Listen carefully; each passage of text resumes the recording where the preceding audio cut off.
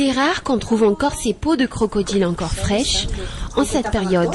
Hélène a reçu cette matière première tout juste hier. Elles viennent de Ménabé.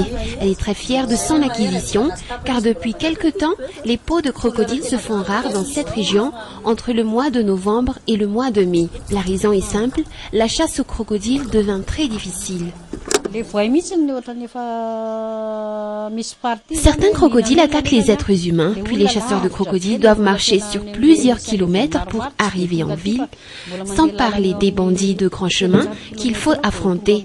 Et pour ceux qui en ont, ils revendent les peaux de crocodile à un prix exorbitant, donc nous sommes obligés de vendre nos produits très chers. À cause de ces nombreuses difficultés, les chasseurs de crocodiles vendent actuellement les peaux de crocodile par centimètre et elles coûtent cher, entre 1200 à 3000 alliages.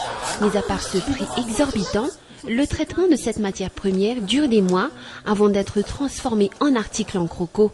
Les crocos, une matière difficile à travailler selon les artisans. C'est vraiment difficile de travailler sur une peau de croco par rapport à la peau de zébu, car on doit rapetisser chaque partie du corps du crocodile pour obtenir une grande plaque de croco à travailler. La peau de zébu est beaucoup plus facile à travailler car elle s'étend en une seule pièce et on n'a qu'à tracer notre modèle.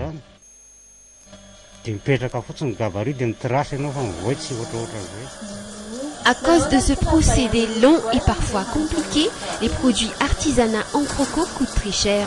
Ici, dans ce magasin spécialisé en articles en croco, le prix d'un sac peut coûter dans les 100 000 alliages, des articles dont beaucoup ne peuvent se l'offrir.